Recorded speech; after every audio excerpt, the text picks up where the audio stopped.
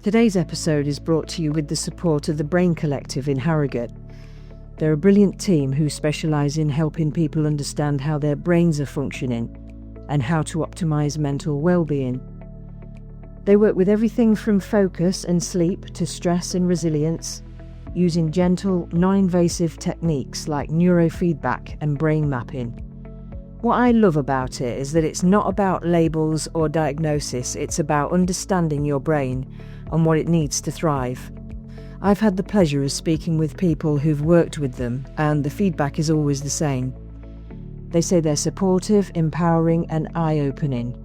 So a big thank you to the Brain Collective for sponsoring this episode, and you can find out more about their work at thebraincollective.co.uk. Welcome to part 2 in our 3-part series with Paul Boggie.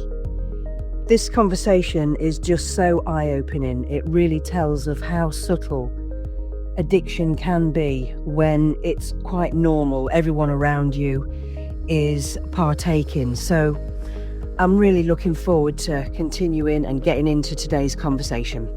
Let's get into it. When I became a dad and was unable to stop taking heroin for my daughter, and as much as I was trying and I couldn't do it, that whole relationship broke down. That put me into a very negative mindset, and I was already in a negative mindset, and that was worse. It caused me to be angry, extremely angry at myself, and that was the only way that I knew to deal with that was to make sure that I'm taking lots of drugs. Right. Because I know that when I take heroin, I didn't care that I've got a daughter. Yeah. And you described as well at one point that you felt like you were waiting to die. And that, that sounds like a really lonely place to be, actually. Tell us a bit about, that feeling and also the morning you woke up, when you saw the pills scattered. So it was like, the education through life is that heroin kills, right? So when I become a heroin addict and I'm relapsing, I'm trying my hardest and I want to stop, but I can't stop. I'm trying, failing. You're nothing but a failure. Take more drugs. Then you'll forget about being a failure. Then I want to try and stop this time. Failing. Yeah, you're nothing but a failure. Just take more drugs. That help you forget. So I'm doing that a lot and trying and stopping. And then I think I've made my bed. Now's the time to lie in it. I was going to the doctors twice a week, speaking to my doctor and crying. I started crying every day. And I went to the doctor and said, I'm crying every day. They just want me out. That's how I felt. So they would write prescriptions for antidepressants. And I started antidepressants, and I was adding antidepressants into an already strong cocktail. Heroin, methadone, codeine, diazepam, cannabis, and any other drugs that I can get my hands on. And then I'm now adding this very strong antidepressant into the mix. And I just became a zombie with no feeling at all. And that time in my life's very much a blur. But I've just given up and I stopped eating. I'm just imagining the judgment from people. You're down to 7.5 stone. You're feeling like a zombie. So you're feeling dismissed by the doctors. Discarded really. And I'm just wondering, were you feeling judgment from other people as well at the time? In the way that people were treating you and looking at you and things like that? You know, when you meet strangers, the way people will look at you, when you notice that changes. When you are walking down the street and you smile at someone and you say hello, generally you get a smile back and you'll get a hello back. Complete stranger. And I've always been that way my whole life, quite friendly and outgoing. So I would always say hello. And that all stopped when I was using drugs. People didn't want to say hello. People didn't want to smile at me. They would cross the road to avoid me. What was that like? What did that feel like for you at the time? I didn't care. When I'm on my mission, when I'm leaving the house, either my family home or I am only interested in getting heroin. To get from A to B is my only concern. I have to use public transport. I have to walk fair distances. I have to get money. I have all these things set out every morning when I wake up, and I can feel the sickness coming in that I need to do these things. So when I'm out and people are calling me junkie, oh, look at the junkie, I can't even stop and argue my point with the person that's calling me the junkie. That's how much interest I've got at that moment in time. Yeah, I'm remembering it and it doesn't feel very nice, but I'm so fixated on just getting the drugs that I'm not interested in what people are looking and saying about me and sniggering and laughing and calling me names. Not interested. Then, when I get the heroin, I have to get the heroin to a safe place where I can take the heroin. So I'm so fixated on that. So anything that happens within society, I have to do that safe because I have to keep my head down. If I get into an argument, somebody calls me junkie, and I start having a big barney with that person, and the police turn up, and they lift me and put me in the back of the police car. If I've got heroin on me, which has happened in my life, then I'm going to get in trouble for that. If it happens on my way to getting heroin, there's a chance that the police are going to detain me whilst I'm feeling sick, and that's going to be hell on earth. So just do what you need to do, and just don't react to anyone. And then once I get back to my safe place, chase the dragon for an hour or so, then I'm in that bliss world. I can't even remember the person that called me a junkie 2 hours ago. They don't even register. I'm in that bliss world, and then as time goes through and the heroin kind of wears off, and I'm left to reflect on life, and then I remember the person that called me the junkie and the sniggering when I was at the shop and the whispering, the pity. Then when I'm left with those sort of feelings and thoughts about myself, that's when everything gets real. That vicious cycle then, of, like you say, taking the drugs then so that you're not feeling that, you just really didn't like yourself at all, did you, at the time?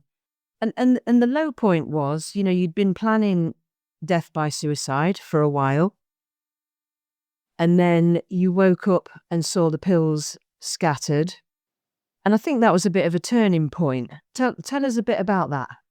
Yeah, so that morning, 21 years ago, that night, 21 years ago, when I had this brilliant, amazing idea to take my own life and feel like it was the best thing ever, and feeling the happiness, this crazy happiness that I was no longer going to be in pain. I didn't have long, and that feeling really happy that I wasn't going to be in pain for much longer. Horrible. Now looking back, at the time it was amazing because I was going to be brave and I was going to do it, and that's what I felt like, And then when I woke up, I tipped the bowl that had all the pills in it, and they were scattered all over the rug. Then I realised I don't want to die. I don't want to die. So what happened last night confirmed what we already know. You're broken. You've got serious issues. And maybe asking for help and accept that the help that's offered may be something that we need to try. I'd seen drug counsellors before and never really paid attention to what they were trying to tell me. But this time I got a really fright because I didn't want to die, so I started phoning around places, actively seeking help. And spoke to a lot of amazing people. And then I came across Sirenians. And when I'm speaking to these people, I'm realizing that I have to be honest. If I'm wanting help for my problems, I need to be honest. And not really try and pass it off. When I'm talking to the doctor and telling the doctor that I'm suicidal, I'm thinking about suicide, they're writing me a prescription and sending me on my way. When I started to speak to these people at Sirenians, they seem to care. They seem to genuinely be interested and generally want to try and help me. So I felt nice.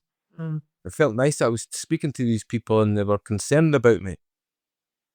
You know, I dropped all the weight and my drug use was erratic, and saying you need help, Paul, and we can help, we could do this, we can put. So I went on a 4-week course. And on the 4th week of that course, it was about the power of the mind. And the teaching was about self-talk and about the subconscious, the conscious, the creative subconscious, and talking about these things that made absolutely no sense to me. None. That trying to teach me that everyone can change. That made no sense, because as a drug addict, I'm listening and thinking, no, I've made my bed. I'm ready to die. I'm just this. It's inevitable. It's happening soon. Look at the state of me.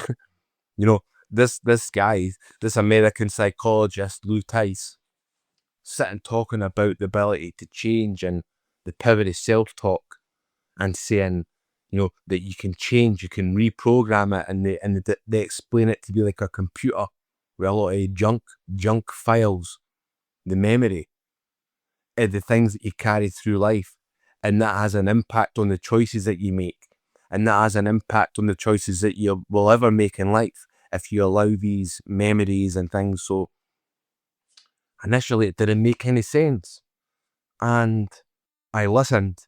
I didn't understand.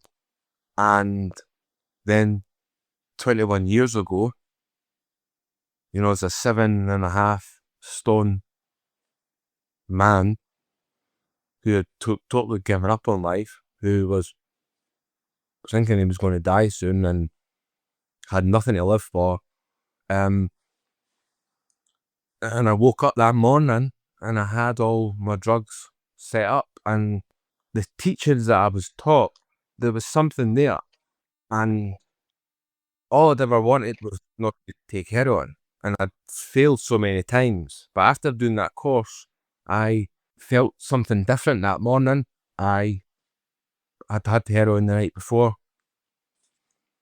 I had a huge mirror above my fireplace. What if he is right? What if Lou is right? What if the power to be able to change our lives lies with us, and no society, and no my parents, no my friends? What if everything lies with us? I walked up to the mirror. I put my nose on the mirror. I looked at my eyes, stared straight into my eyes. I felt a wave of aggression come over me, and I screamed, "Don't effing ask for heroin ever again, because you are never getting it." Just a quick pause in the episode to let you know about something special. If you're enjoying these conversations, you'll love what's waiting for you over on the brand new Member Vaults page. You'll find free downloads, bonus podcast episodes, and a chance to explore my VIP club. A supportive space packed with exclusive resources. We'll have monthly Zoom sessions or online video sessions, and a private podcast feed just for members. So head over to angelineht.co.uk to dive in. So that's angelineht.co.uk. Everything's in one place, and it's all made with you in mind. Okay, now back to the episode. And the most amazing thing happened. To this day, I can't explain it. I never will be able to explain it. I try, but I don't know what happened. I knew in the mirror that I was never touching heroin till the day I died. I knew it. And it was strange because I had vocalized this to everyone in the past and failed. And this time, I knew. I wasn't hoping I could get clean. I knew I was getting clean because Lou was right. It's up to me to change. Only me. I have to put the work in. Self-talk, right? So, if you're looking in the mirror every day when you're brushing your teeth and you look at yourself and you are ugly and you are a scumbag and you're a junkie and you are a deadbeat dad and you are better off committing suicide and you are this, you are that, is it any wonder that I'm going to end up feeling the way that I was feeling? So what I have to do is I have to change the way that I'm looking at myself and try and reprogram this computer, my brain, to say and take accountability for the bad choices that I made. And that was difficult to go through and face up to the problems of being a deadbeat dad especially. And other things as well in life, taking heroin, all the things that I got wrong, all the things that I done wrong. And I can't turn back the clock, but I can be sorry for the things that I've done. And that's all I've got in life. I can just be genuinely sorry for those things. And society or family or people are never going to forgive me. That's understandable. For me to move forward, I just have to be sorry and do something about it and change and try and be a better person than what I am right now. So when I'm self-talking and I'm using the mirror a lot and I'm looking at myself and I'm thinking, and so I go cold turkey for, weeks, months, I break that cycle and break away.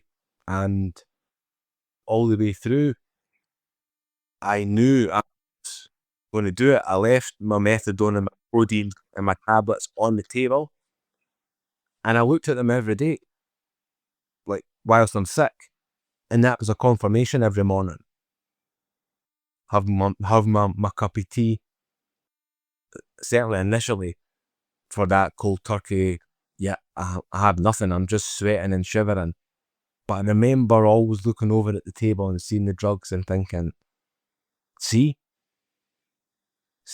if you were going to fail, you would have went for them, you would have had them by now. That was right what happened the other day there in the mirror. You've got this. And sit and look at them and just feel happy that I'm sitting looking at them and thinking, something's different. You've done it. But you can't tell anyone because they won't believe you. So I just locked myself away and worked on myself. And through time, I started putting weight on. My appetite slowly came back. I went down to the family home, sat and scoffed as much food in front of my mum and dad as I could. My mum started commenting that I'm getting colour back in my cheeks because I had a very grey complexion, very gaunt looking, black circles and stuff. She said, "You okay? You look like you've got some colour in your cheeks." And I was like, yeah. I stopped taking heroin. And I think it had been a week, maybe 2 weeks. Still wasn't, can't remember how long it was, but I remember still feeling sick, but feeling better, feeling like I could eat. I wanted to do it in front of my mum and dad. And the very first time I told them, it was very much like the other times when I told them, good son. They didn't believe me. That was okay with me. I knew that I just had to keep staying off it. My appetite would pick up and continue to pick up. I'm going to get better in time. I'm going to recover for this physical illness. And that's what happened, is that as time went by, I got better. I started using running as a coping mechanism.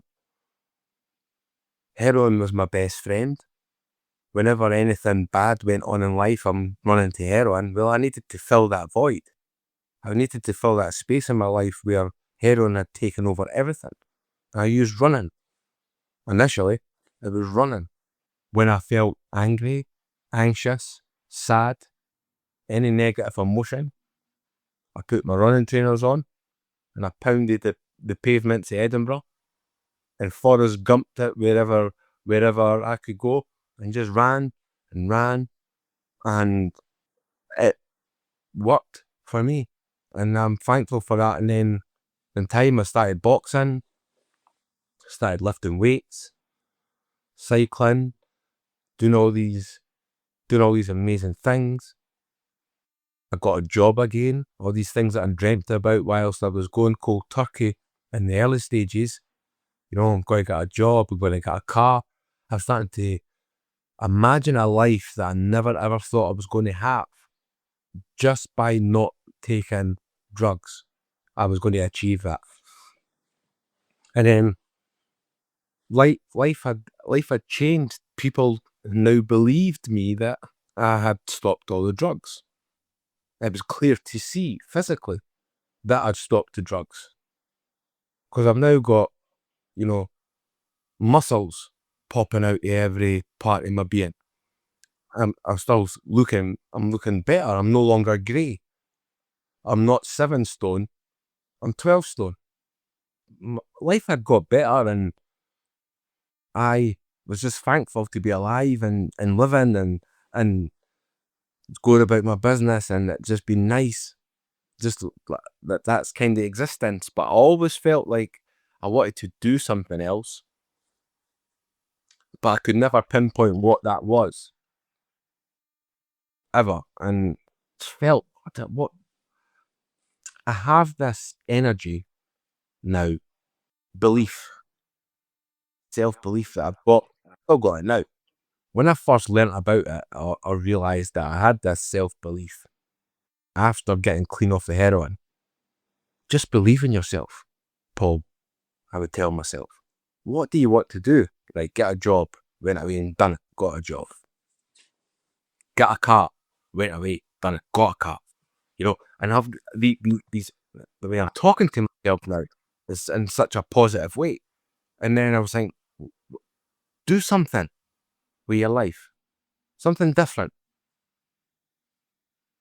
But I never knew what that was. I just had this feeling that do something. Well, destiny had it that it was going to be the army. So I was sitting flicking through the newspaper on my break and seen the army be the best. Now I'm approaching 30 years old, and my time to join the army had been and gone. I think the cut-off age was 27 or so, I thought. It wasn't, it was 32. They changed it. I didn't know that. So that's why the reason that I walked into the army recruitment centre shortly after was destiny. Because I'm too old to be a soldier. So why am I walking into the army recruitment centre? If I'm thinking that I'm too old. I walked in anyway. Because I had this belief. Maybe they can point me in the direction of something that I could do. To be of help to the world. That's the end of part 2 in our 3-part series with Paul Boggie. I'm just really enjoying this conversation. So join us next week where we continue and find out how Paul really turns his life around and how he uses his life now for good. I can't wait to continue. See you next week.